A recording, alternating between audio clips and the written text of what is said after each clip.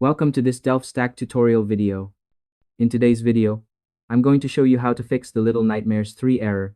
The UE4 SMG-031MP game has crashed and will close.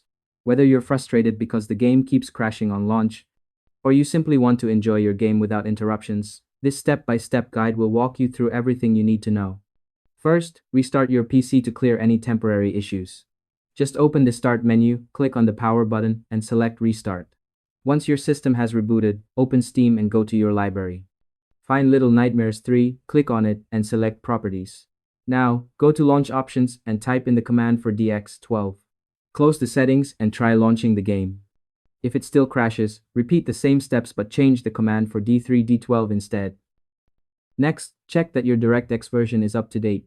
Open the Start menu, type DirectX, and run the DirectX Diagnostic Tool to make sure you're using DX12. If it's not up to date, download the latest version from the official Microsoft website, install it, and then try launching the game again. After that, delete the local game files to remove any corrupted data. Press Windows plus R, type %local appdata% and click OK. Find the Little Nightmares 3 folder, right-click it, and select Delete. Once that's done, update your graphics card drivers manually. Finally, verify your game files through Steam. Go back to your library, select the game, open Properties. Go to Installed Files, and click Verify Integrity of Game Files. After verification, restart your PC one more time, and the UE4 SMG-031MP crash error should be fixed. And that's all there is to it.